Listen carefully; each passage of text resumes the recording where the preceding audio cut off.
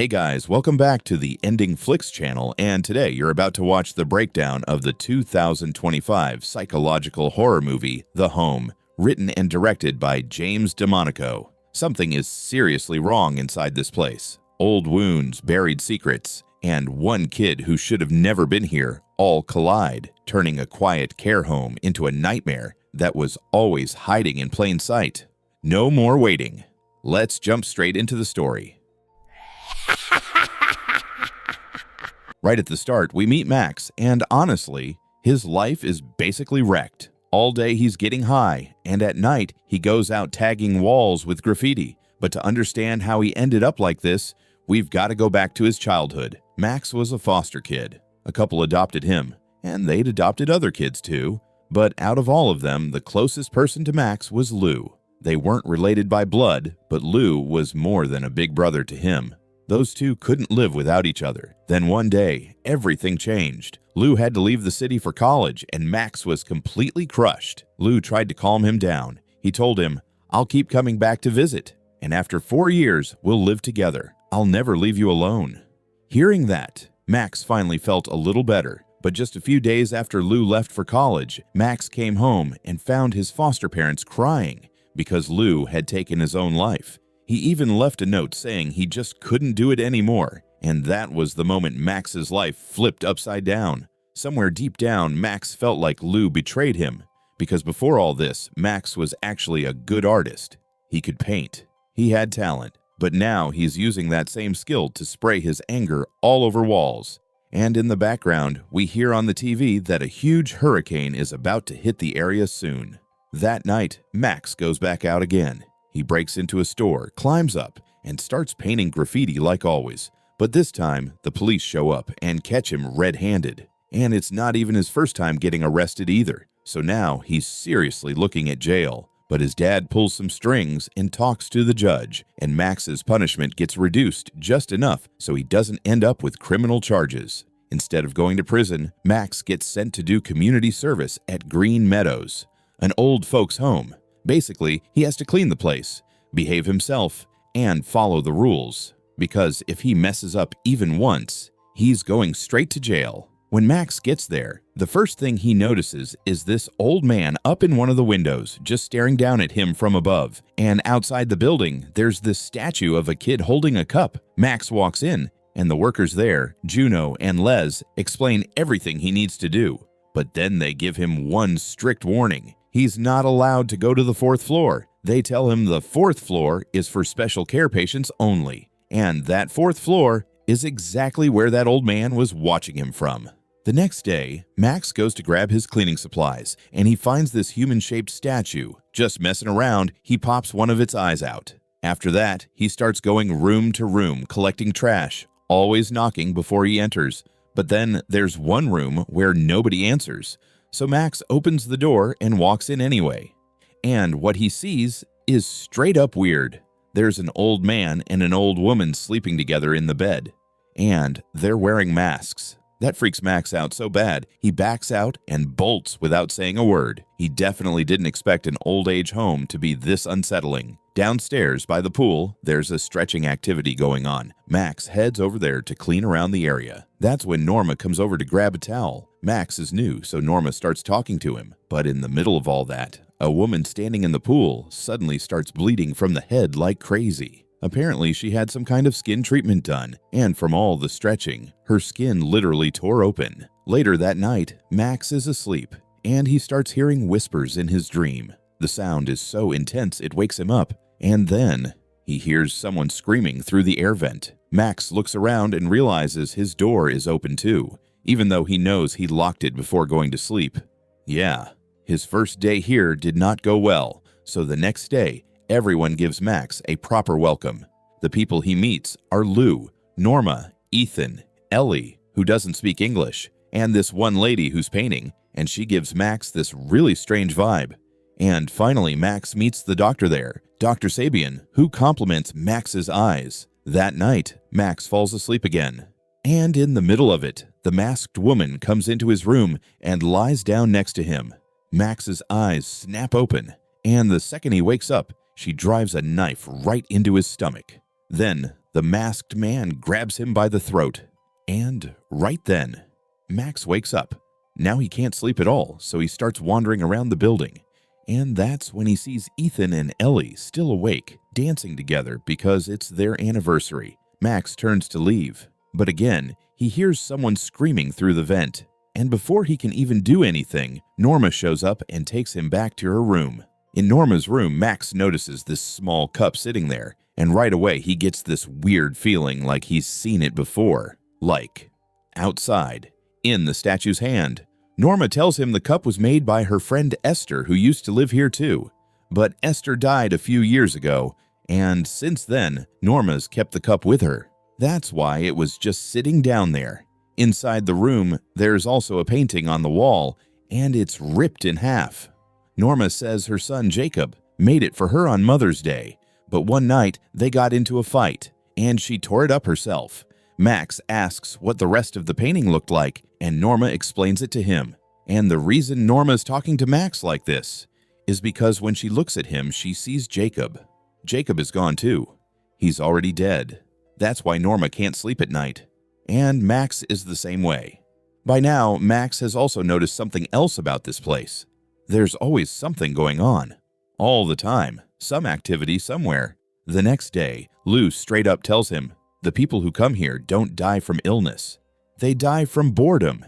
He says their whole lives, they never had time for themselves. And then they come here, and suddenly, they've got nothing but time.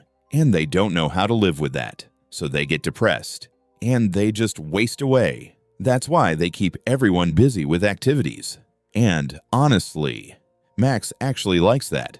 But while he's working, he hears that screaming through the vent again. And this time, he can't ignore it. He tries taking the elevator up, but he doesn't have access to the 4th floor. So he goes up using the stairs. And breaking locks? That's nothing new for him. He gets the door open and slips inside. And what he sees in there is horrifying. There are a bunch of sick old people lined up in wheelchairs. The TVS are on, and they look completely lifeless, like they're not even there anymore. Max doesn't know what kind of illness they have, but blood is running out of their eyes, like they're crying blood. And that old man Max saw staring from the window, he's sitting right there too. The second he sees Max, he starts screaming and rushes at him, then lunges straight at him. But Juno and Lise get there just in time and pull him off. If they hadn't shown up, who knows what would have happened. Max should have gotten reported for being up there. But this time, Dr. Sabian just talks to him calmly and explains it, like he's giving him a warning. But he makes it clear, next time, he won't be so nice. That night, Max sees Norma again, and he tells her everything he saw on the 4th floor. But Norma just looks at him and says, with the way those people are, there's nothing he can do for them. Nobody can. Then she tells him something she used to say to her son. A heart knows a heart, and without even saying it directly, Norma makes it clear. Don't go back up there. But Max is stubborn, so he goes right back up anyway. This time, that old man is standing in the corner, and the moment Max walks up to him, the guy attacks him and wraps something around Max's throat, choking him. And then Max sees all those people in the wheelchairs. They start ripping open their own stomachs and pulling their insides out. And then Max snaps awake. Thank God. It was only a dream. The next day, Max sees Norma arguing with Dr. Sabian and Les. And the second he sees that, he goes over to talk to her. Because now, Norma feels important to him. Like she's his person in this place. So Max tells her his story too. And on top of that, he brings something else. That torn painting. The one Jacob made. Max remade the missing half, exactly the way Norma described it. A heart knows a heart. And that hits Norma hard. She's genuinely happy. But then she looks at Max and tells him something serious. She tells him to get out of this place as fast as he can, because something is wrong here. This place isn't safe. And before she can explain more, someone comes in, and Norma has to leave. But what she said sticks with Max, because it's exactly what he's been thinking this whole time. He can't stop turning it over in his head. So later, he goes back to find Norma again. But this time, he can't talk to her. Juno tells him Norma's been admitted because she wasn't feeling well. They're keeping her under observation tonight, so Max just pushes through the night the best he can. And the next morning, while he's outside cleaning, he looks up and sees that old man again at the window. The guy bites his own finger and tries to write something with his blood, but he can't do it right. And before Max can even figure out what it means, Norma falls. She drops straight down onto the fence, right in front of Max, and dies in the most brutal way imaginable. Max was waiting to see her, but now he never will. Later, the doctor says Norma took her own life. They claim they found a suicide note in her room saying she's going to meet her son. But we already know that's not true, and now it raises a bigger question, because just like that, a single note is enough to flip the whole story. And Max can't help but think about Lou, because when Lou died, his parents also blamed it on a suicide note, and Max never even got to see him one last time.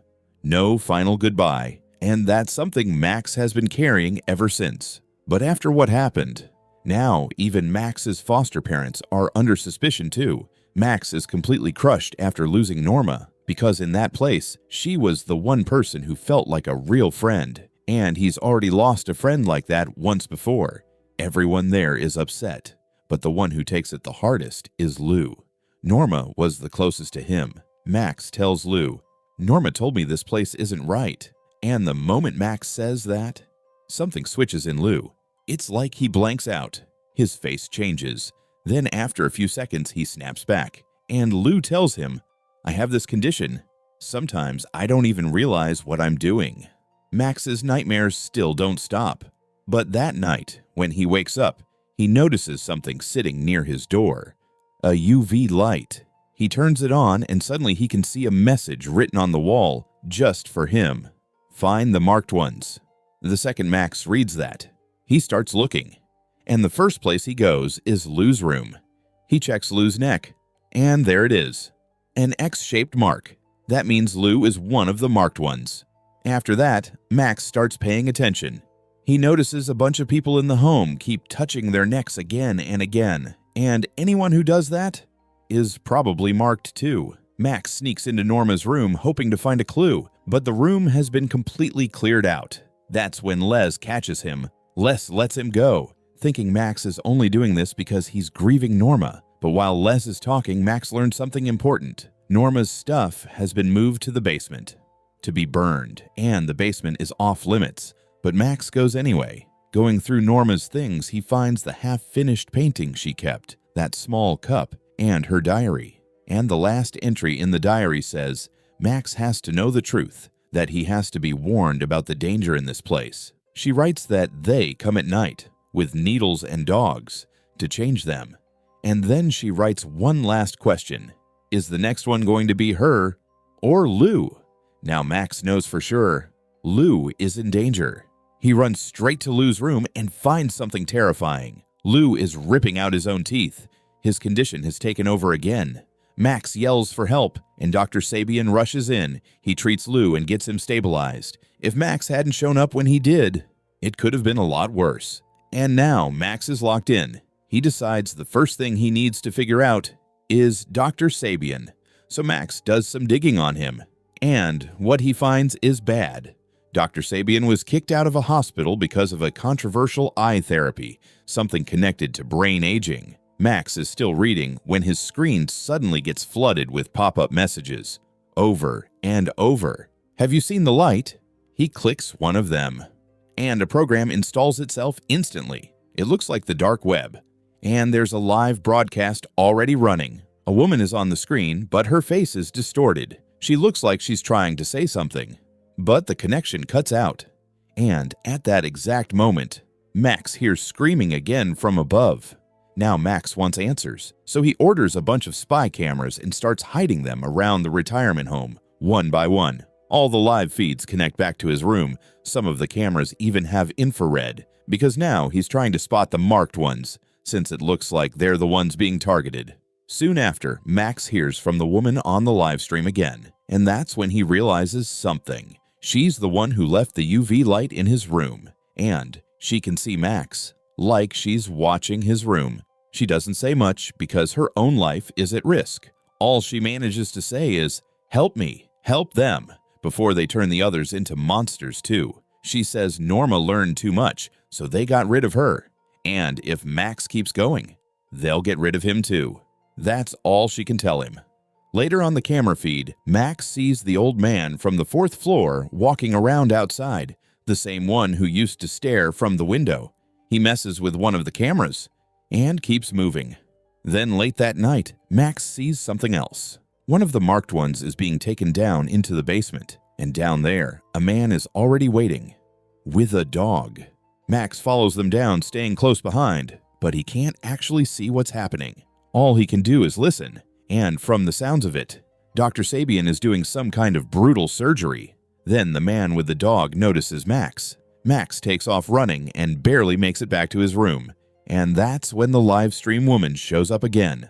Her name is Gretchen, and Gretchen tells Max the truth. She says the government is using this place to test drugs on old people. First they test on animals, and then they move on to humans. And for testing, these elderly residents are the perfect targets, because if they start having side effects, everyone just blames it on age. Just like what's happening to Lou. And Gretchen tells Max something even worse. Even if someone dies during these tests, nobody cares. It doesn't matter to anyone. And this isn't the only place like this. She says there are other homes across the country doing the same thing. Gretchen says her dad used to live in this home too, but now he's locked up on the 4th floor. She wants to free him and everyone else trapped in there. But to do that, she needs evidence. And the only person who can collect it is Max because he's living inside the home. After she says all that, she turns to leave. But the second she opens the door, that same old man is right there, and he attacks Gretchen. Max tries to jump in, but he gets shoved hard, hits his head, and blacks out. And then he dreams it. He sees the doctor pulling out his teeth. He sees a needle going into his eye, but it's only a nightmare. Still, when Max wakes up, he feels like he's been marked too. Juno tells him a patient from the 4th floor got loose and attacked him, but she tells him not to worry. The doctor's going to give him a full checkup today. The moment Juno walks away to call the doctor, Max runs. He escapes the home and heads straight to his parents' house, and when he gets there, he sees something that makes his stomach drop. His parents have adopted 2 more little girls. Inside the house, Max's mom is asking how he's doing, and while she's talking, she says the exact same line Norma used to say, "A heart knows a heart."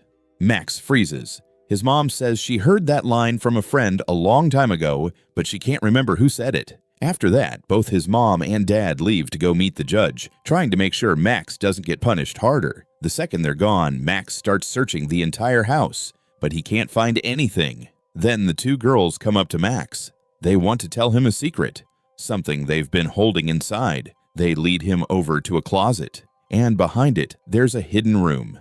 And the second Max steps inside, he can tell this isn't normal. It looks like some kind of ritual room. And sitting in there are those same cups. The same kind Max has, the same kind Norma had. But the biggest thing in that room is a statue. It's the Roman goddess of youth, Dia. There are also old photo albums stacked in there. And inside those albums are photos of the exact people from the retirement home. Lou, Norma, Esther, Ellie, Les, Dr. Sabian. And standing with them in the pictures are Max's mom and dad. It looks like some kind of party. Everyone's wearing black, but in the middle of every photo, there's one young kid wearing white. And in each album, there's about a 3-year gap. The adults are always the same faces, same people. But the young kid sitting in the middle changes every time, and every kid looks wrong, like they're still alive, but empty, like the life has been drained right out of them. And that's when Max understands what's really happening. The people in that retirement home are part of a cult. They worship the goddess of youth, Dia, because they want to stay young, and every few years they steal the life from a young kid. But the real shock, the thing that hits Max the hardest, is realizing Lou was one of those kids too. Lou didn't kill himself. Max's parents offered him up, the same way they're trying to do it again. That's why they adopt kids. They raise them, and when they're old enough, they take their youth. And now those 2 little girls, they're next. But Max isn't going to let that happen. He goes back to the home, straight to the 4th floor, straight to that old man, because now he knows the truth. That old man isn't some random patient. It's his brother. It's Lou. And Lou wasn't attacking him before. He was trying to warn him. Everyone locked on the 4th floor. They're all the young kids whose youth got taken. And now they're like this. Their bodies aged fast. Their life is basically gone. They're old before they ever even got to live. And they can't even speak. Max sees Lou trying to write something with his own blood. And Max thinks, maybe now he can actually do something. Maybe he can save them. But before he can, Les shows up and grabs him. Max fights, but it doesn't matter. And when he opens his eyes again, he's sitting in the middle of everyone, wearing white. Now it's his turn. His turn to go to the 4th floor. And right here, Lou finally clears up every doubt. That whole government testing story, it was fake. Gretchen isn't some victim. Gretchen is Dr. Sabian's wife. There are no marked ones. Nobody's in danger. Nobody's helpless. There are no experiments happening here. All of it was an act. Because the truth is, these people are living their best lives. Everything we saw was just a game, a performance they all created together to cure their boredom. Lou said it earlier. Boredom is the real enemy. So they wrote a whole story and dropped Max right into it. They made him feel like the hero. At least, that's what they wanted him to believe.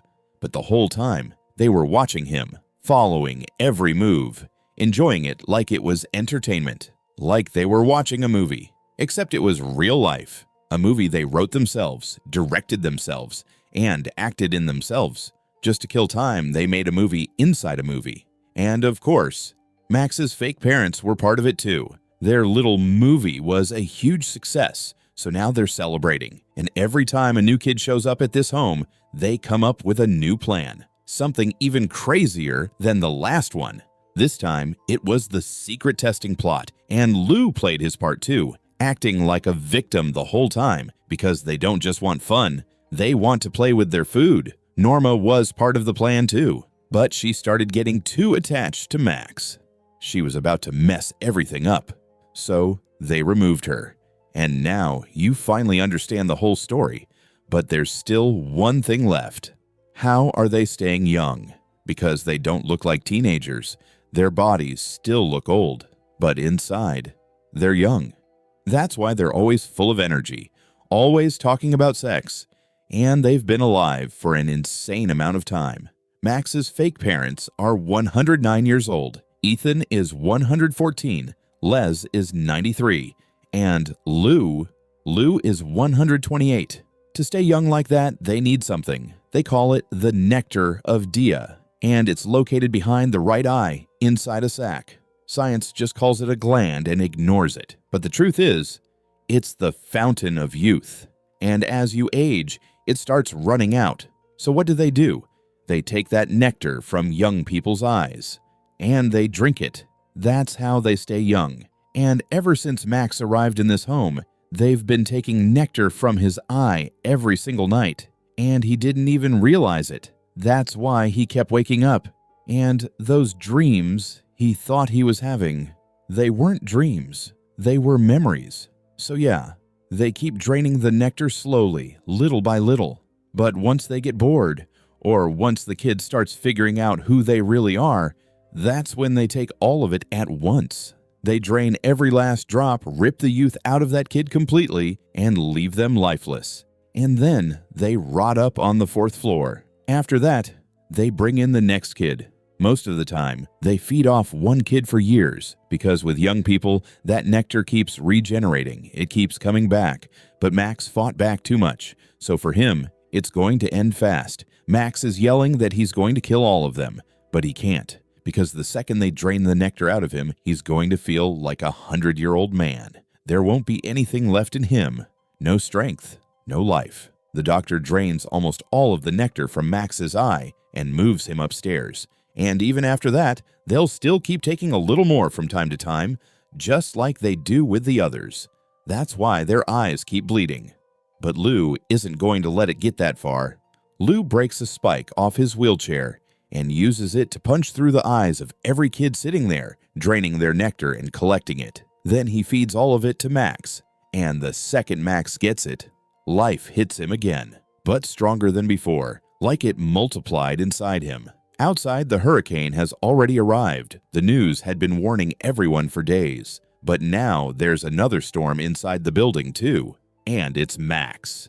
The moment Juno comes upstairs, Max stabs her over and over until she drops. Then he grabs tools, grabs an axe, and he completely loses control. Anyone who steps in front of him dies, and you can tell. This rage has been sitting inside him since he was a kid, like it's been trapped in there the whole time, just waiting to come out. He even made a drawing of it when he was younger. One by one, Max brutally kills them all and turns that retirement home into a funeral home. His parents try to run, but the hurricane takes care of them. The climax gets insanely violent. After Max kills everyone, he takes the nectar from their eyes and gives it to the people trapped on the 4th floor.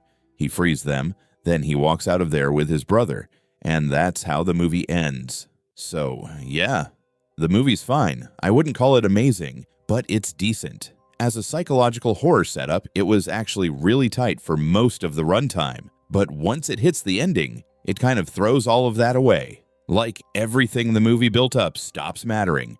The real twist ends up being something else, and it gets explained in like 5 minutes. So if you liked the video, hit like and drop a comment telling me which new horror movie you're waiting for. I'll see you in the next one. Until then, bye.